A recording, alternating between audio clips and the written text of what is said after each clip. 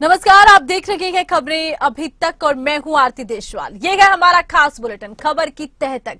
यहां हम केवल आपको खबर नहीं बताते बल्कि खबर की तह तक जाते हैं। सच और सत्य ढूंढने का प्रयास हमारा रहता है। सबसे पहले हम बात कर लेते हैं दिल्ली की।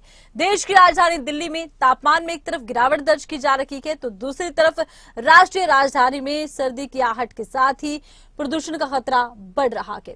एक तरफ दिल्ली की आबो हवा की गुणवत्ता बहुत खराब श्रेणी में पहुंची, इधर न्यूनतम तापमान में गिरावट दर्ज की गई। शनिवार को इस सीजन में अब तक के सबसे निचले स्तर पर पहुंचा तापमान 15.8 डिग्री सेल्सियस हो गया। मौसम के अनुसार अब 3 डिग्री कम हो गया है, जबकि हवा की गुणवत्ता बहुत खराब श्रेणी में जा पहुंची है। मौसम विभाग ने दिन के दौरान मुख्य रूप से आसमान साफ रहने का अनुमान जताया है। राष्ट्रीय राजधानी में अधिकतम तापमान 32 डिग्री सेल्सियस होने की संभावना।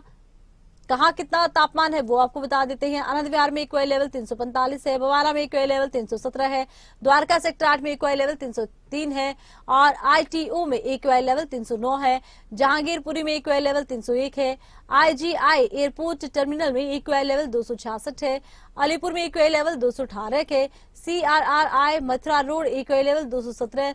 जीटीयू रोहिणी इलाके में एक्यूआई लेवल 200। दिल्ली में प्रदूषण के स्तर को 0 से 50 के बीच एक्यूआई को अच्छा माना जाता है। 51 और 100 के बीच संतोषजनक माना जाता है। 101 और 200 के बीच मध्यम, 201 और 300 के बीच खराब, 301 और 400 के बीच बहुत खराब, 401 और 500 के बीच गंभीर माना जाता है। आज की स्थिति काफी ठीक है, इतना ज्यादा नहीं है, बट हाँ थोड़े टाइम के अंदर थोड़ा ज्यादा हो सकता है। और अभी हम आए हैं काफी दूर से तो काफी ठीक लग रहा है। मौसम काफी अच्छा है और ज्यादा पॉल्यूशन भी नहीं है और काफी अच्छा है। प्रदूषण तो वो तो बढ़ेगा ही क्योंकि इतनी ज्यादा ट्रैफिक है, इतना ज्यादा कार्स हैं, बाइक्स हैं, इतनी सारी चीजें हैं और इतना ज्यादा पॉल्यूशन बढ़ना स्वाभाविक है वो तो होना। आज की स्थिति काफी ठीक है, इतना ज्यादा नहीं। 10 अक्टूबर के बाद का समय लें तो कोहरा और जैसे दिल्ली का प्रदूषण माना जाता है धीरे धीरे बढ़ रहा है और सनराइज आप जनरली 6:30 के बाद ही देखेंगे। तो इसका मेन कारण है जो शायद बोलते हैं दिल्ली के नेबरिंग एरियाज में जो पॉल्यूशन है और अपना जो विंटर्स आती हैं तो उसके साथ जो थोड़ा एक घना कोहरा होता है वो दिल्ली पे सुबह सुबह जो है वो छा जाता है। तो अब आप उसको प्रदूषण कह लें या थोड़ा बहुत कोल्ड का इफेक्ट कह लें, लेकिन आ रहा है।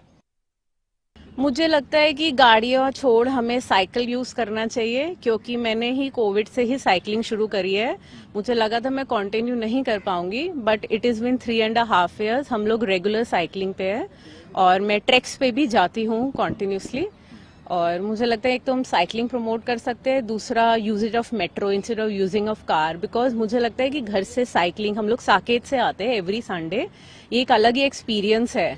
It is like economical yet beneficial, आपको वेदर भी मिलता है, ट्रैफिक नहीं मिलता और बहुत सब कुछ, आपको इतनी ब्यूटीफुल मॉर्निंग है जो हर कोई नहीं देख। दिल्ली में प्रदूषण बढ़ने पर पंजाब सरकार को नोटिस। 8 नवंबर को एनजीटी करेगा सुनवाई। पराली जलाने के मामलों में 50% कमी का लक्ष्य है। दिल्ली में वायु प्रदूषण बढ़ने की वजह से पराली जलाने की वजह को इसको तौर पर माना जा रहा है। चिंता व्यक्त करते हुए नेशनल ग्रीन ट्रिब्यूनल यानी कि एनजीटी ने पंजाब के मुख्य सचिव और केंद्रीय प्रदूषण नियंत्रण बोर्ड सीबी के सदस्य सचिव को नोटिस जारी किया है। इस मामले की अगली सुनवाई 8 नवंबर को निर्धारित की गई है। वहीं पीपीसीबी ने पराली जलाने के मामलों में 50% कमी लाने का लक्ष्य रखा। रिपोर्ट में कहा गया कि सर्दियों के आसपास पंजाब में पराली जलाना दिल्ली और आसपास के इलाके एनसीआर के इलाके में प्रदूषण का सबसे बड़ा खतरा, सबसे बड़ा कारण नजर आता है।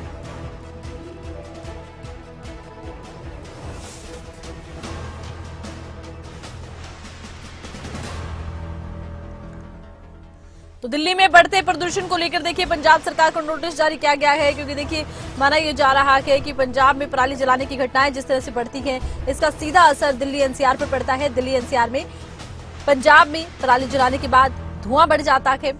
हवा की गुणवत्ता पहले से खराब श्रेणी में जा पहुंची है। ऐसे में पंजाब सरकार को एनसीबी की तरफ से नोटिस दिया गया है। अब नोटिस का जवाब पंजाब सरकार को देना होगा। अमूमन देखा यह जाता है कि फसल की कटाई के बाद पराली जलाने की घटनाएं बढ़ जाती हैं। हालांकि इन पर रोक लगाने का प्रयास किया जा रहा है। लेकिन जिस तरह से पंजाब सरकार को नोटिस दिया गया है, इसको लेकर देखना होगा नोटिस के जवाब में पंजाब सरकार क्या कहती है, क्योंकि फिलहाल सीधे तौर पर नोटिस में कहा गया है कि पराली जलाने की घटनाएं बढ़ने की वजह से अब हवा की गुणवत्ता पर असर दिल्ली में पड़ रहा है, दिल्ली एनसीआर में पड़ रहा है।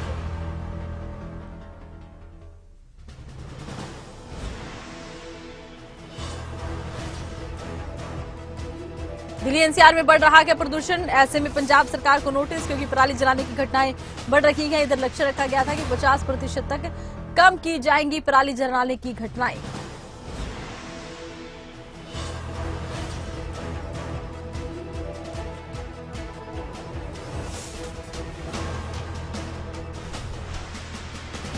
तो दिल्ली में देखिए प्रदूषण बढ़ रहा है, हवा खतरनाक श्रेणी पर जा पहुंची है, एक्यूआई लेवल लगातार खराब हो रहा है। ऐसे में पंजाब सरकार को एनजीटी ने नोटिस जारी कर दिया है, क्योंकि देखिए अब दिखा ही जा रहा है, एक तरफ ठंड बढ़ रही है, दूसरी तरफ एक्यूआई लेवल खराब हो रहा है और हवा की गुणवत्ता का स्तर तेजी से खराब हो रहा है। और ज्यादा जानकारी के लिए खबरें अभी तक के संवाददाता हरसिमरत पॉल हमारे साथ जुड़ चुकी हैं। हरसिमरत, पंजाब सरकार को एनजीटी का नोटिस क्या निकलते हैं मायने? जी बिल्कुल आरती, आपको बता दें कि पंजाब सरकार को नोटिस जारी किया गया है एनजीटी की तरफ से, क्योंकि जो इस समय का समय चल रहा है, आपको बताएं कि पराली जलाने के मामले बहुत सामने आते हैं, जिसको लेकर के दिल्ली में वायु प्रदूषण बढ़ रहा है। इसको देखते हुए, इस पर चिंता व्यक्त करते हुए नेशनल ग्रीन ट्रिब्यूनल पंजाब के मुख्य सचिव और केंद्रीय प्रदूषण नियंत्रण बोर्ड के सदस्य सचिव को नोटिस जारी किया गया है। आपको बताएं कि इस मामले की अगली सुनवाई 8 नवंबर को होनी है। वहीं पंजाब पॉल्यूशन कंट्रोल बोर्ड ने पराली जलाने के मामलों में 50% की कमी लाने का लक्ष्य रखा है। आपको ये भी बता दें कि पिछली बार ये जो मामले थे 70,000 के करीब थे, पर इस साल जो ये मामले हैं उसमें 50% गिरावट लाने का जो काम है वो किया जा रहा है। आपको ये भी बताएं कि जब सर्दियों का आगमन होता है, यानी कि अब हल्की सर्दी जो है आनी शुरू हो गई है, तो ऐसे में पंजाब में पराली जलाना और दिल्ली के आसपास खास तौर पर एनसीआर में प्रदूषण सबसे बड़ा कारण हो जाता है। इसलिए जो एनजीटी के अध्यक्ष हैं न्यायमूर्ति प्रकाश श्रीवास्तव और विशेषज्ञ हैं सदस्य ए सेंथिल-वेल की पीठ की ओर से पीपीसीबी की एक रिपोर्ट पर सुओ मोटो लिया गया है, जिसके बाद एनजीटी ने कार्रवाई शुरू की है। जिनके खेतों में आग के जलाने वाले हॉटस्पॉट जिलों के साथ साथ पराली जलाने की घटनाओं और 3 साल के तुलनात्मक आंकड़ों का भी विवरण दिया गया है। आपको बताएं कि उन्होंने हॉटस्पॉट जिलों के भीतर सबसे अधिक प्रभावित क्षेत्रों की पहचान करने की जरूरत बताई है। साथ ही बताया है कि उसके ऊपर जो उपाय हैं उस पर ध्यान करना चाहिए, क्योंकि पंजाब की अगर बात की जाए तो यहाँ पर 15 सितंबर से 30 नवंबर तक पराली जलाई जाती है, जिससे खुद पंजाब का भी वातावरण जो है वो प्रदूषित होता है। साथ ही जो अलग अलग स्टेट्स साथ लगते हैं, खासतौर पर बात की जाए हरियाणा, हिमाचल और दिल्ली की, तो वहां पर भी प्रदूषण से लोगों का बुरा हाल हो जाता है। जी, और एनजीटी ने अब देखिए दिल्ली में बढ़ते प्रदूषण को लेकर जिस तरह से नोटिस जारी किया है, इसको लेकर क्या जवाब और कब तक जवाब मान सकते हैं कि पंजाब सरकार दे सकती है, क्योंकि लक्ष्य तो रखा गया था कि पराली जलाने की घटनाओं को कम किया जाएगा। बिल्कुल आरती, आपको ये बताएं कि पिछली बार भी पंजाब सरकार ने पराली जलाने वालों के ऊपर ध्यान रखने के लिए एक कंट्रोल बोर्ड जो है वो स्थापित किया था, जहां से वो पराली की घटनाएं देख सकते थे और जहां पर भी पराली जलाने की घटना होती थी वहीं तुरंत मौके पर अफसर पहुंचते थे और उस आग को बुझाते थे, साथ ही साथ नोटिस भी करते थे और जुर्माना भी लगाया जाता था। सेम इसी तरह पंजाब में फिर से कंट्रोल बोर्ड जो है उसकी स्थापना की गई है, अभी जो है उस पर वर्क हो रहा है। साथ ही साथ आपको ये भी बता दूं कि ये जो सुओ मोटो लिया गया है और इसके मामले में अगली सुनवाई जो है वो 8 नवंबर को निर्धारित की गई है और तब सारी जानकारी जो है इसमें जुटाई जाएगी कि कितने मामले हुए, कहाँ मामले हुए और नोटिस में क्या जवाब दिया जाता है पंजाब सरकार की तरफ से, ये देखने वाला होगा। चलिए अब देखना होगा कि जवाब क्या आता है। और क्योंकि देखिए दिल्ली में लगातार अब बढ़ रहा है प्रदूषण और पंजाब सरकार को नोटिस महत्वपूर्ण इस मौके पर। बहुत शुक्रिया, तमाम जानकारी हरसिमरत आपने पहुंचाई है दर्शकों तक। तो पंजाब सरकार को नोटिस जारी, अब जवाब का इंतजार है और अगली सुनवाई देखिए 8 तारीख को होनी है। और दिल्ली में बढ़ते प्रदूषण को लेकर अब लगातार चिंताएं बढ़ रही हैं। उत्तराखंड की बात करते हैं। 4 धाम यात्रा के तमाम रिकॉर्ड इस बार टूट गए हैं। 4 धाम यात्रा में जन सैलाब एक तरह से उमड़ पड़ा। श्रद्धालुओं का रेला आस्था में एक नया कीर्तिमान स्थापित करने वाला यात्रियों की संख्या इस साल तमाम पुराने रिकॉर्ड तोड़ते हुए पहुंच गई है 50 लाख के पार। श्रद्धालु 50 लाख से ज्यादा ऐसे हैं जिन्होंने दर्शन कर लिया है। रही बात यात्रा की, तो यात्रा अभी समाप्त हुई नहीं है। आपको ये भी बता दें कि करीब 1 महीना बचा है यात्रा में। 50 लाख से ज्यादा श्रद्धालु अभी तक दर्शन कर भी चुके हैं। उम्मीद जताई जा रही है कि जिस तरह से नया कीर्तिमान बना के इस कीर्तिमान को भी इसी सीजन में इसी यात्रा में श्रद्धालु तोड़ देंगे, क्योंकि बड़ी संख्या में श्रद्धालु इस वक्त भी यात्रा के लिए पहुंच रहे हैं। 1 महीने का समय बचा के, हालांकि देखिए मौसम में बड़ा परिवर्तन आ रहा है, ठंड बढ़ रही है, रह के कई बार जो तस्वीरें सामने आई हैं, हल्के से भारी हिमपात की तस्वीरें भी सामने आ चुकी हैं। अब देखना ये होगा कि इस साल कितने लाख श्रद्धालु करते हैं दर्शन। फिलहाल सारे रिकॉर्ड टूट चुके हैं, 50 लाख से ज्यादा श्रद्धालुओं ने दर्शन किए हैं। ये आस्था का सैलाब, विषम परिस्थितियां, पल पल बदलता मौसम और जिस तरह से पहाड़ी रास्ता के बावजूद इसके आस्था पर कतई भारी नहीं पड़ा। बड़ी संख्या में श्रद्धालु पहुंचे और एक रिकॉर्ड कायम कर दिया। 50 लाख से ज्यादा श्रद्धालुओं ने किए हैं दर्शन और अभी तो 1 महीना पड़ा है यात्रा का। लगता यह है कि ये जो एक नया रिकॉर्ड बना है 50 लाख श्रद्धालुओं का, ये भी इसी बार टूट जाएगा, इसी सीजन में टूट जाएगा, क्योंकि अभी तो 1 महीना पड़ा है। बड़ी संख्या में श्रद्धालु दर्शन करने के लिए अब भी जा रहे हैं।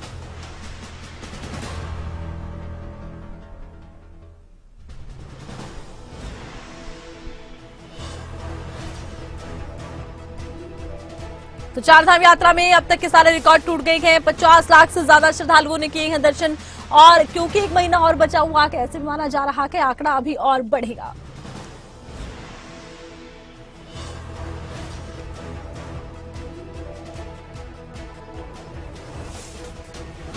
चारधाम यात्रा में टूटे सभी रिकॉर्ड, अभी आंकड़ा और बढ़ेगा।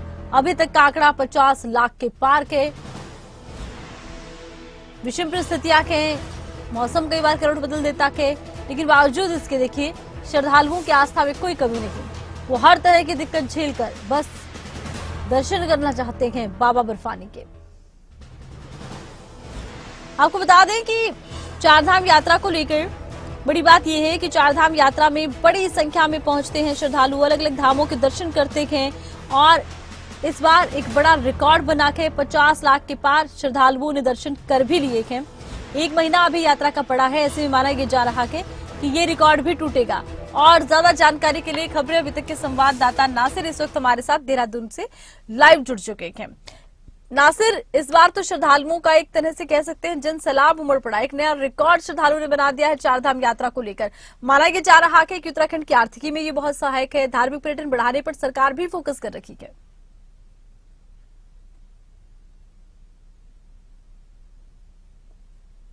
लेकर के लगातार सरकार की कोशिश यही है कि ज्यादा से ज्यादा जो यात्री हैं वो यहाँ पर आए और इसी तमाम चीजों को लेकर के अब एक बार फिर से कोशिश शुरू हो गई है, क्योंकि अगर हम पिछले पूरे साल का रिकॉर्ड देखें तो पिछले पूरे साल में यात्रियों की संख्या बहुत ज्यादा बढ़ी है।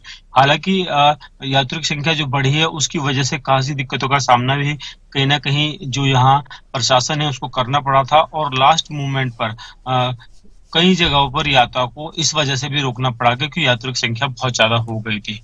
एक अच्छी खबर है यहाँ के टूरिज्म के लिए, जो तीर्थाटन है उसके लिए बहुत अच्छी खबर है कि यात्रियों की संख्या बढ़ रही है, क्योंकि 2013 की जो आपदा आई थी उसके बाद लगातार जो यात्रियों की संख्या वो गिरी थी और उसको बनाने के लिए लगातार कोशिश करते रहे। लोगों में एक भय का माहौल प्राप्त हो गया था, लेकिन अब वो सब चीजें खत्म हो चुकी है। अब एक नए सिरे से लोग रुख कर रहे हैं उत्तराखंड का। अब चूंकि दीपावली आ रही है, अब आने वाले समय में और ज्यादा भी यात्रियों की संख्या बढ़ सकती है।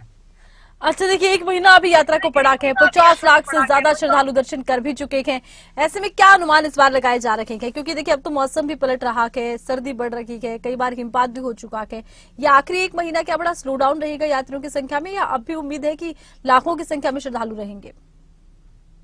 देखिए बिल्कुल, चूंकि त्योहारों का सीजन चल चुका है, दशहरा है, दीपावली है, तो ऐसे में लोग ज्यादातर ऐसी जगहों का रुख करते हैं। खास तौर पर उत्तराखंड में चारधाम यात्रा को लेकर के तमाम जो लोग हैं, क्योंकि जो ये माना जाता है कि जो ये महीना होता है दशहरा दीपावली, ये एक पूजा पाठ का महीना होता है, तो इस वजह से भी लोग ऐसी वक्त पर रुक करते हैं। हालांकि अब यात्रा के लिए क्योंकि सर्दियां जब शुरू होती हैं तो कई चार धाम में चाहे बद्रीनाथ की बात करें, चाहे हम केदारनाथ की बात करें, उनके जो कपाट है बंद कर दिए जाते हैं, गंगोत्री यमुनोत्री के कपाट बंद कर दिए जाते हैं। लेकिन इस वक्त क्योंकि अब यात्रा बंद होने वाली है, तो ऐसे में यात्रियों की संख्या और ज्यादा बढ़ने की इस बार उम्मीद लग रही है। और जिस तरीके से पिछले दिनों की अगर बात देखें तो लोग बहुत बड़ी संख्या में रुक भी कर रहे हैं। कुल मिलाकर ये कह सकते हैं कि यात्रा बहुत अच्छी रही इस साल की, और जो सरकार ने सोचा था उससे ज्यादा कहीं ना कहीं उसके पार संख्या जी पहुंच गई है, यानी रिकॉर्ड तोड़ी जी यात्रा को माना जा सकता है। बिल्कुल। चलिए, बहुत शुक्रिया नासिर, तमाम जानकारी आपने दर्शकों तक पहुंचाई है। बात हम करेंगे खास खबर की। धर्मशाला, सभी की नजरें यही टिकी है। भारत और न्यूजीलैंड का आज मुकाबला होना है। दोपहर 2 बजे के मैच शुरू होगा। हार्दिक पांड्या नहीं खेल रखे हैं। आज का मुकाबला बेहद शानदार होने के आसार हैं, लेकिन संकट के कुछ बादल भी छाए हैं। हल्के देखिए फिलहाल लग रहा है बादल आसमान में छाए हैं। हालांकि सूरज भी दस्तक दे चुके हैं, लेकिन बावजूद इसके कुछ ना कुछ देखिए अंदेशा है कि मौसम पलट सकता है और असर मैच पर पड़ सकता है। इधर बड़ी संख्या में पहुंचे हैं क्रिकेट प्रेमी और क्रिकेट फैंस इंतजार कर रहे हैं कि बस मैच शुरू हो। सुबह से क्रिकेट प्रेमी यहां पहुंच चुके हैं स्टेडियम के बाहर और अपने पसंदीदा खिलाड़ियों को देखना चाहते हैं खेलते हुए। भारतीय क्रिकेट प्रेमियों में एक अलग उत्साह है, उम्मीद वो जीत ही कर रहे हैं। इधर अगर हम न्यूजीलैंड टीम की बात कर रहे हैं, न्यूजीलैंड टीम भी पूरी तरह से फॉर्म में है। दोनों ही टीमें अपने पूरे फॉर्म में है। भारत और न्यूजीलैंड दोनों टीमों का ये मुकाबला बेहद रोचक रहने की उम्मीद है। अब जीत हार किसकी होगी ये देखना होगा। फिलहाल दोनों टीमें क्योंकि बराबरी पर हैं, दोनों टीमों में शानदार खिलाड़ी हैं और तमाम खिलाड़ी अपनी फॉर्म में नजर भी आ रहे हैं। अभी तक के मैचों में देखा गया कि दोनों ही टीमें फिलहाल एक दूसरे को कांटे की टक्कर देने में सक्षम नजर आती हैं, क्योंकि दोनों टीमों का स्कोर एक जैसा है। दोनों टीमों के शानदार खिलाड़ी अपने अपने फॉर्म में नजर आते हैं। हालांकि इधर हार्दिक पांड्या नहीं खेल रहे हैं भारतीय टीम से और मैच पर संकट के बादल जरूर छाए हैं। डर है कि कहीं ऐसा ना हो कि बरसात ही हो जाए, डर है कि कहीं मौसम का मिजाज ना पलट जाए। अब हम बात कर लेते हैं पिच की, तो ये पिच तेज गेंदबाजों के लिए बड़ी खास रहती है। और अब हम बात करते हैं खबरें। अभी तक के संवाददाता मनोज जीवान से धर्मशाला से हमारे साथ लाइव जुड़ेंगे। मनोज, देखिए, एक तो पहले मौसम की जानकारी दे दे, किसी तरह का बदलाव नजर आता है या ये उम्मीद है कि मैच तय समय पर शुरू होगा?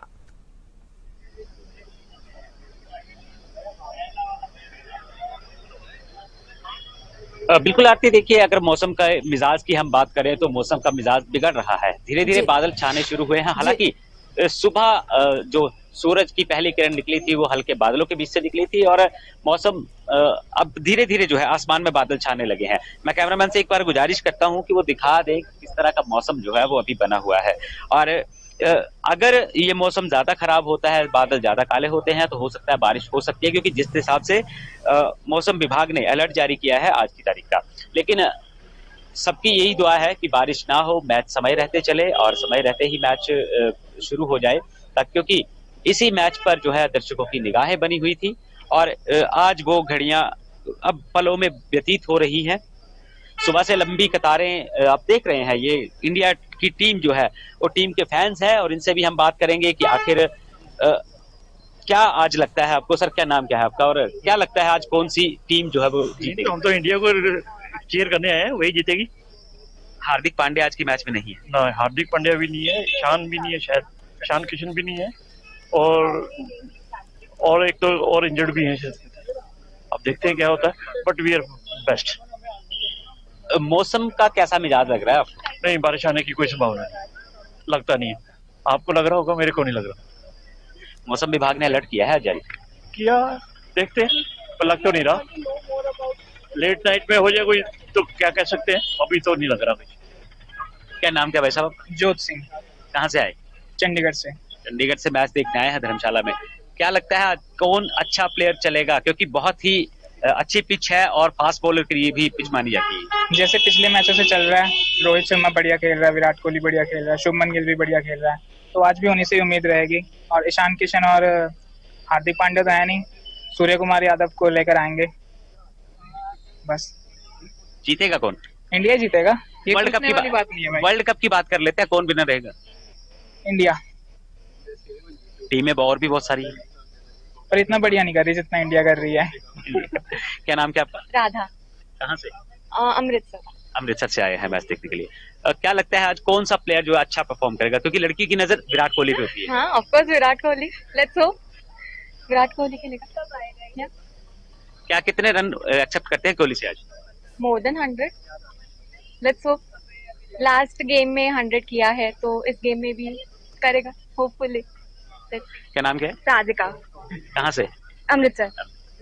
क्या लगता है कौन सा प्लेयर आज अच्छा परफॉर्म करेगा? Virat Virat Virat Virat and Shubh- actually पूरी इंडियन टीम को ही करना चाहिए, तभी जीतेंगे। सो शुभमन गिल पर भी निगाहें रहती हैं। शुभमन गिल, बुमराह, सिराज थोड़ा स्लो खेल रहा है बट अच्छा खेले तो बेटर है, क्योंकि इनके बॉलर्स भी बहुत अच्छे हैं। सो टीम साउदी भी आ रहे हैं तो थोड़ा सा। क्या नाम क्या सर? श्रीधर। क्या लगता है आज के मैच में क्या रहने वाला है? इंडिया जीतेगा डेफिनेटली। इंडिया 350 बैटिंग फर्स्ट करने से 350 डेफिनेटली करेगा। न्यूजीलैंड की टीम है, काफी अच्छा परफॉर्म किया है न्यूजीलैंड की जी। टीम ने भी, और आज धर्मशाला में इनका मुकाबला है और जी। इसी मैच को लेकर के बहुत सारे दर्शक यहाँ पहुंचे हुए, निगाहें भी इसी मैच पे टिकी हुई थी। तो कहीं ना कहीं लगता है कि मुकाबला जो टक्कर का हो सकता है। मुकाबला क्या जी? टक्कर दे सकता ही है न्यूजीलैंड। डेफिनेटली होगा। It's close fight, it will be definitely good fight. चलिए, ट्रेंट बहुत- बोल्ट है, Trent Boult is a dangerous bowler, वो देखे खेलना है ट्रेंट बोल्ट को। डेफिनेटली अच्छा मैच होगा आज टुडे। तो आरती देखिए, दर्शकों के भीतर जो बिल्कुल उत्साह मनोज। है वो टीम इंडिया की जीत को लेकर के है और विराट कोहली से अच्छी खासी जो उम्मीद है लोगों ने लगाई हुई है। बिल्कुल। चलिए, आप नजर बनाए रहिएगा, फिर आपसे राब्ता होगा। फिलहाल के लिए बहुत शुक्रिया। तो सबकी नजरें टिकी हैं इस मैच पर। अब एक खास खबर है, अयोध्या से सीएम योगी आदित्यनाथ ने यहां पर सौगात दी है। मिशन महिला सारथी का शुभारंभ किया है। 51 साधारण BSVI बसों को फ्लैग ऑफ किया है। सीएम योगी ने दी सौगात। 51 साधारण BSVI बसों को फ्लैग ऑफ किया है। ये BS6 बसें हैं जिन्हें फ्लैग ऑफ किया गया है। मिशन महिला सारथी का भी शुभारंभ सीएम योगी आदित्यनाथ ने किया है। सीएम योगी आदित्यनाथ ने दी है सौगात। अयोध्या से खबर, सीएम योगी आदित्यनाथ ने दी सौगात। मिशन महिला सारथी का शुभारंभ 51 साधारण B6 बसों को फ्लैग ऑफ देकर रवाना किया गया। सीएम योगी आदित्यनाथ ने अयोध्या में ये सौगात दी है। बुलेटिन में इतना ही। देखते रहिए खबरें अभी तक। नमस्कार।